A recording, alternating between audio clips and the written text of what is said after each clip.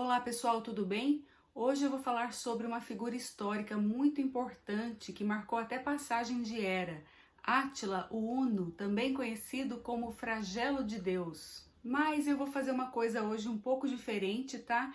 Eu vou utilizar alguns livros que eu tenho aqui em casa para falar sobre ele e vou ler aqui então algumas páginas, tá? Então o primeiro livro que eu tenho é esse daqui, 100 Grandes Líderes, os homens e as mulheres mais influentes da história, do Brian Mooney. Esse livro aqui é bem legal porque ele traz 2, 3 páginas sobre essas pessoas, né, mais influentes, e entre eles então está o Átila. Mas antes de fazer essa leitura, eu vou só dar um contexto, né, e também explicar por que eu resolvi falar sobre ele hoje. Bem, como eu disse, ele marcou mudanças de eras históricas, né? Nós temos aí por convenção, acho que quem estuda um pouco de história, quem está na escola, né, estudando, e quem gosta também de história sabe que nós temos por convenção 4 eras históricas, né? Que são então a Era Antiga, a Idade Média, a Idade Moderna e a Idade Contemporânea, que é a que nós estamos hoje. E o Átila, ele foi uma pessoa assim muito relevante na mudança da Idade Antiga para a Idade Média, ali com a queda do Império Romano, né? Então a gente vai falar sobre isso um pouco hoje, né? Ele tem assim, tem bastante coisa a respeito dele, tá? A história e a arte, elas se misturam muito, tá? Então a gente tem vários filmes, óperas e livros, né, na literatura que falam sobre esse personagem, tá? Então vou falar um pouquinho sobre ele hoje. E o motivo que me fez escolher exatamente esse personagem para falar hoje foi porque ele acabou entrando em um dos filmes que eu tô trabalhando, né, que eu vou trazer daqui uns dias para vocês, que é aquele, ainda sobre a história do Anel do Nibelungo, que eu falei todo mês de novembro, né? Fiz 4 vídeos e deixei a promessa de fazer um vídeo sobre o filme do Fritz Lang, né? O diretor alemão. Então ele aparece nesse filme, mas aí antes de falar sobre o filme, né? Eu preferi falar um pouco sobre a história dele. Quando eu vou estudando algum tema especificamente, vão aparecendo outras referências, tá? Outros livros, outros filmes, e é uma coisa que não acaba nunca. Então eu falei, não, eu vou fazer aqui um recorte, vou falar só sobre o que eu tenho nesse material bibliográfico, que é uma coisa assim bem rapidinha, e depois em outras oportunidades eu volto falando sobre os filmes ou outras referências também, né? Porque senão é uma coisa assim infinita que não acaba nunca. A mesma coisa foi com o Aníbal, né? Quando eu fui falar sobre guerras púnicas, sobre Aníbal também, foi a mesma coisa. Eu tive que fazer, eu fiz o quê? Uns 4 vídeos, né? Tenho mais ainda para fazer, não deu tempo, mas foi a mesma coisa, não tem como esgotar o assunto, é muito extenso, então eu acabei fazendo um vídeo para cada filme e assim por diante, né? Tem que ser dessa maneira, senão a coisa não tem fim. Bom, mas vamos lá então, vou fazer aqui uma breve leitura. Átila, o Huno. Huno, mais um contexto antes. Os Hunos, tá? Quem eram os Hunos? Ele até explica aqui também sobre os Hunos, já vou falar. Mas, ainda contextualizando então, queda do Império Romano, tá? Foi o que marcou a passagem da Era Antiga para a Idade Média, né? O Império Romano estava sendo ali atacado de todos os lados por diversas tribos que por não ser considerada romana, né? Por não ser romana, era considerada não civilizado, tá? Porque só os romanos eram considerados ali civilizados, que tinham cultura, né, que tinham ali um status, e todos os outros, os demais ali do entorno, eram considerados então os bárbaros, que eram não civilizados. E os hunos então eram uma dessas tribos, tá? Um desses povos. Tinham vários, né? Os godos, visigodos, vândalos, e os hunos eram uma dessas tribos também, porém muito mais forte, tá? Muito mais representativa. Ela é, assim, é muito parecida com, assim, de mesma origem ali do Gengis Khan, do pessoal do Gengis Khan ali, que vinha das estepes, né? Então, os mongóis, né? Então, eles têm essa mesma origem. Então, o Átila vai ser o líder dessa tribo, dessa estirpe, né? Que seriam, então, os hunos. Vou falar sobre os hunos antes de falar dele, então. Rapidinho aqui. Os hunos vieram da Ásia e apareceram pela primeira vez na Panônia, no final do século IV. Construíram uma capital com tendas nas planícies de Tissa em 420. Suas tropas eram rápidas e mais móveis que qualquer outra na época, consistindo primariamente de tropas montadas, carregando arcos de flecha com 5 pés de comprimento, com os quais podiam fazer ataques mortais. Cada homem carregava sua própria bagagem. Foram os hunos que provavelmente levaram a varíola para a Europa, uma doença fatal que atormentou o continente até o século XIX e que causou uma devassa no Novo Mundo. Os hunos foram responsáveis pela fundação de Veneza, expulsando os venezianos do norte da Itália para se refugiarem nos lagos e ilhas na entrada do Mar Adriático, que posteriormente se tornaria o Estado e a República de Veneza. Então, aí a importância dos hunos.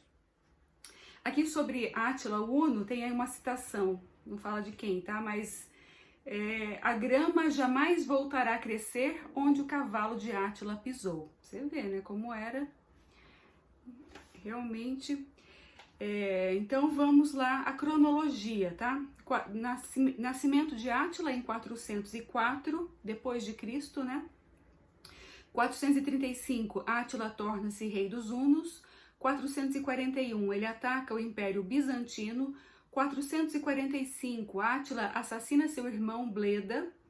450, Átila invade a Gália. 451, derrotado na Batalha de Chalons. 452, Átila invade a Itália, saqueia as cidades do norte. E 453, morte de Átila na sua noite de núpcias. Átila, rei dos hunos, e o flagelo de Deus, arruinou e acabou de vez com o Império Romano. Ele é conhecido como um dos maiores destruidores da história. O nome de sua tribo tornou-se sinônimo de violência cruel. Ele é um daqueles assim, tipo Napoleão, sabe? Que teve muita relevância como líder, mas muito dúbio, né? Muito pro bem e pro mal. Vamos lá, a leitura aqui de 2 páginas, então. Eles são mais ou menos, quem gosta de Game of Thrones, eles são como aquela tribo Dothraki, né? Que era a tribo lá dos cavaleiros, né? Eles são muito parecidos com essa tribo. Excelentes cavaleiros que cruzaram as estepes da Ásia, os hunos foram os guerreiros mais rápidos e violentos que o mundo jamais viu. Na época do nascimento de Átila, em 404, eles já haviam chegado às margens do rio Danúbio, próximo às fronteiras do decadente Império Romano. Vindo de uma família una que governava, pelo que contam, Átila teria passado um período em Roma quando era adolescente, mas a experiência parece tê-lo deixado com uma crescente ambição em querer conquistá-la. Ele teve sua chance quando estava com 31 anos por ocasião da morte de seu tio, o rei Ruas. Ele e seu irmão herdaram um imenso território dos Alpes e o Mar Báltico a oeste, com o Mar Cáspio a leste.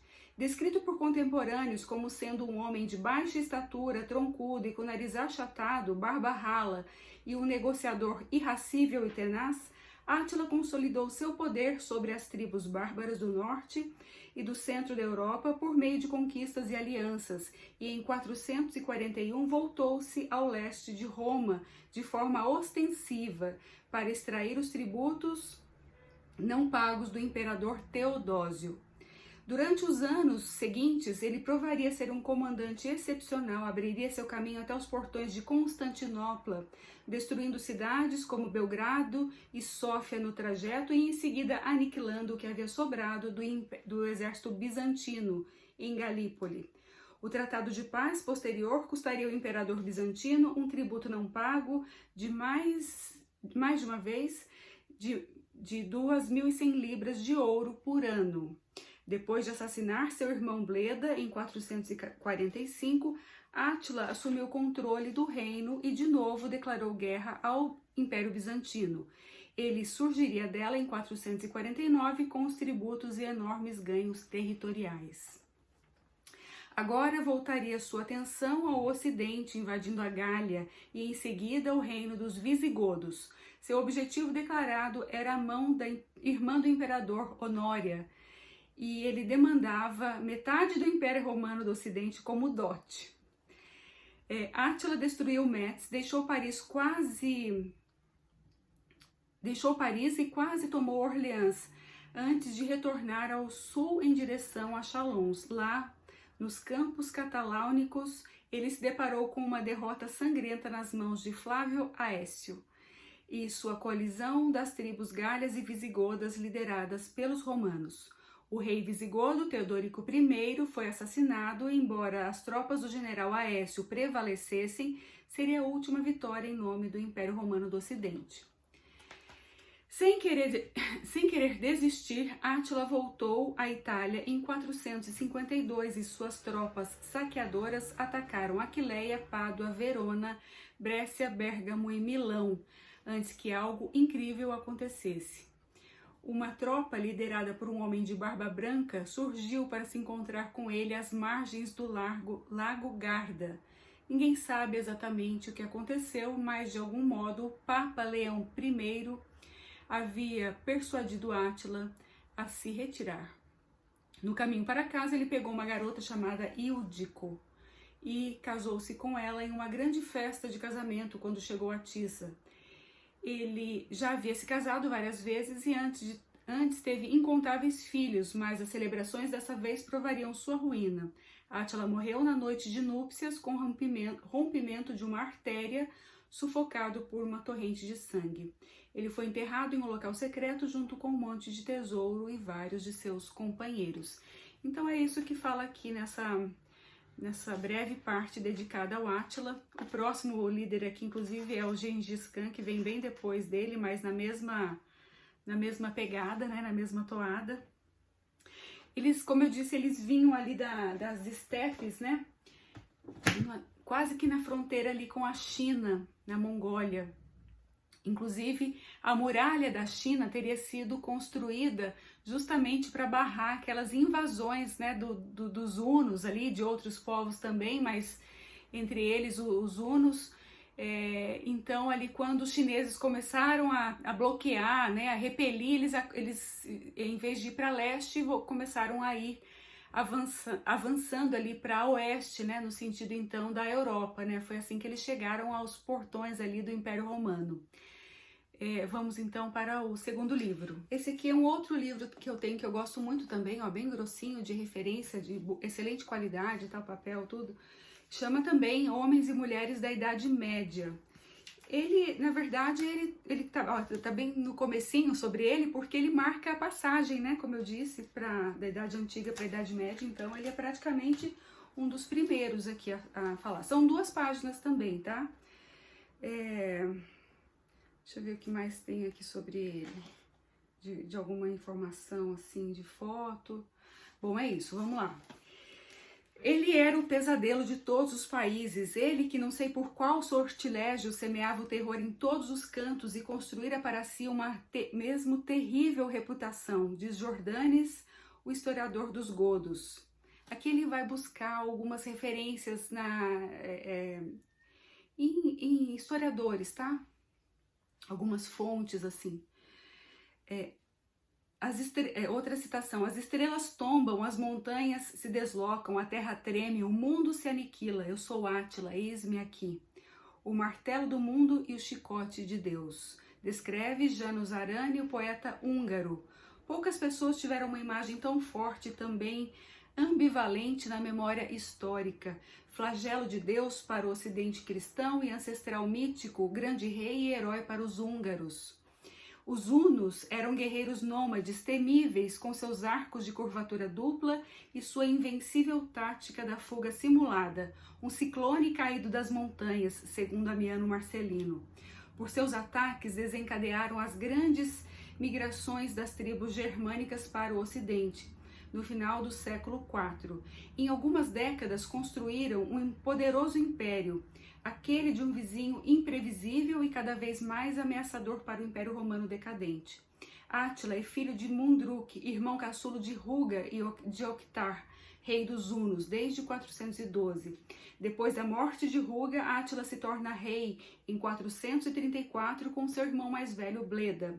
Durante o reinado conjunto, eles obtêm o dobro do tributo versado pelo Império do Oriente, mas sua cooperação não está isenta de tensões.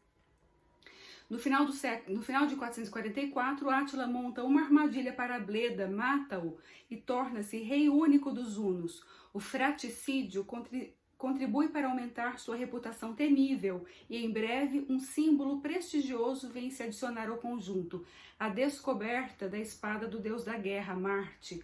Esse mito de fato só expressa sua ambição de dominar o mundo. A ameaça dos hunos para o Império Romano torna-se cotidiana. Em 446, Átila apodera-se da província de Panônia. Com a ajuda dos povos germânicos aliados, os Gépides e Ostrogodos, ele ataca o Império do Oriente em 447 e aniquila suas cidades. É durante esse conflito prolongado com o Império do Oriente que Prisco, o embaixador de Teodósio II, passa vários meses na corte de Átila em 449. Em seguida, ele escreve uma história de 8 livros, dos quais só restam hoje em dia alguns fragmentos, mas esses textos oferecem um testemunho vivo sobre a vida da corte de Átila, sobre sua maneira de exercer o poder e sobre os costumes dos hunos. Prisco descreve as artimanhas diplomáticas do rei, suas explosões de cólera aterradoras. Ele ameaça cortar a garganta de Vigilas, o filho do embaixador, diante de seus olhos para fazê-lo confessar o complô organizado por Teodósio II que visava ao seu assassinato. Algumas passagens de Prisco são retomadas por Jordanes, que nos transmite a seguinte descrição da fisionomia do rei dos hunos. Entre aspas, Átila tinha um ar altaneiro, passeando seu olhar sobre tudo que o cercava, a fim de que seu poder fosse manifesto a cada movimento de seu corpo altivo. Fisicamente tinha estatura baixa, peito largo, cabeça grande, olhos pequenos, barba rala, cabelos brancos, cailá, nariz chato, pele morena que evidenciava as particularidades de sua raça. Os conflitos de Átila com o Império do Oriente chegavam ao fim com a morte de Teodósio II em 450. O marido de sua irmã, Hélia Pulquéria, Marciano, que o sucede, adota uma nova política em relação aos hunos, recusando o pagamento de um tributo e expressando uma firme vontade de resistir às ameaças. Átila volta então sua atenção para o Império do Ocidente, com o qual havia tido, até o momento, relações pacíficas, sobretudo por sua cooperação com o cônsul Aécio, que ele conhece pessoalmente, dado que esse havia passado vários anos como refém na corte dos hunos, o Aécio, né? O pretexto de intervir no Ocidente lhe é oferecido pelo escândalo que envolveu Honória, irmã e co-imperadora do imperador Valentiniano III. Para não ameaçar a ordem de sucessão imperial, era-lhe proibido casar-se, mas em 449 ela ficou grávida. Para resolver o escândalo, o amante é executado e ela é obrigada a casar-se com um velho senador. Para resolver... Desesperada, ela dirige-se de imediato Desesperada, ela dirige secretamente a Átila e envia-lhe seu anel imperial. A Átila pede-a em casamento e reclama de imediato sua parte na herança, metade do Império do Ocidente. Demanda naturalmente recusada por Valentiniano III. Essa recusa oferece a Átila um motivo para atacar. A primeira grande investida visa a Gália. Essa escolha é surpreendente e a campanha é espetacular. A travessia do Reno, nós vimos lá, né, o ouro do Reno, quando eu falei sobre o anel do Nibelungo, né? Cadê, meu Deus? Perdi.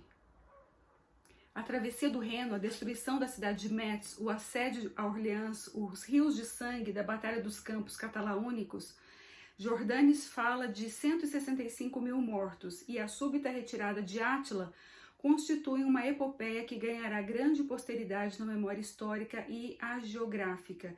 Heróis como Santa Genoveva protegendo Paris com suas preces ou Saint-Aignan defendendo Saint-Aignan defendendo Orleans.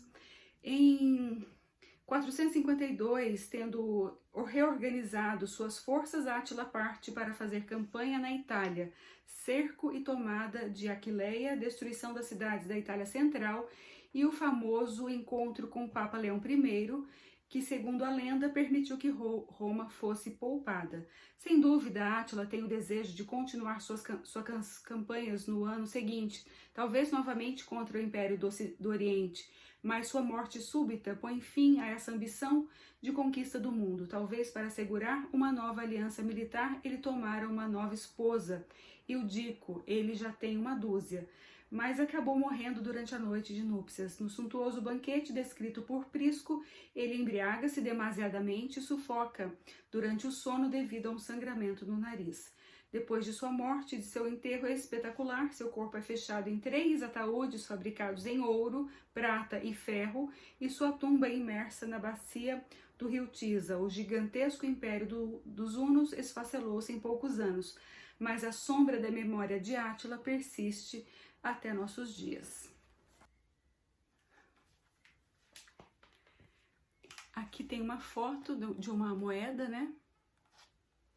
Cunhada, que nessa moeda diz Átila Flagelis Dei, né? Átila, o flagelo de Deus. Mais uma leitura. Esse livro aqui é bem conhecido, né? Bem popular, Uma Breve História do Mundo. Ele também traz bem pouca coisa, tá? No capítulo aqui que fala sobre depois de Cristo, ele fala bem pouquinha coisa aqui sobre os hunos. Nenhum dos impérios do Oriente ou Ocidente estava sob o controle total. Os guerrilheiros avançando das estepes eram cada vez mais capazes de vitória. Os hunos, que provavelmente falavam turco, haviam chegado pela primeira vez ao rio Don da Ucrânia em 370. 18 anos depois, estavam acampados próximos ao Mediterrâneo. Roma, acostumada a esses ataques sucessivos de bárbaros, acumulara uma longa história de sucesso contra eles, mas agora se via incapaz de repeli-los. Inimigos vindos do centro da Europa não encontravam dificuldade para entrar na Itália, nem mesmo para se aproximar de Roma. A famosa cidade fora semi-destruída em 410 e novamente em 455. As pessoas fugiram da cidade que por tanto tempo tinha sido a meca dos migrantes. Roma decaiu com velocidade alarmante. Depois ele fala mais aqui alguma coisa de outros assuntos. E aqui fala, por que o Império Romano veio a decair? Essa é uma das questões mais fascinantes da história e é aberta uma combinação de respostas que vão do envenenamento por chumbo na capital e exaustão do solo no interior até a ascensão do cristianismo. Os hunos e outros invasores externos foram importantes, mas suas invasões foram bem-sucedidas em parte porque encontravam menos resistência. Aqui ele fala, né, que os bárbaros tiveram seu papel, né, mas o Império Romano também já estava bem fragilizado, bastante desgastado. E finalmente aqui eu vou mostrar um atlas. Esse atlas aqui meu xodó é um atlas francês, em francês, comprei lá naquele museu onde fica a tumba de Napoleão, Les Invalides, né, em Paris. Então eu tenho um xodó muito grande com esse mapa. Ele é um mapa que vai mostrando toda a evolução da geografia ao longo da história. E ele traz aqui, não sei se vai dar para ver, mas ele traz aqui os hunos, né, vindo então do leste em direção aqui à Itália, né? Então ele mostra alguma coisinha aqui fala sobre os hunos, ele conta, tá tudo em francês, tá? Ele fala sobre as invasões bárbaras.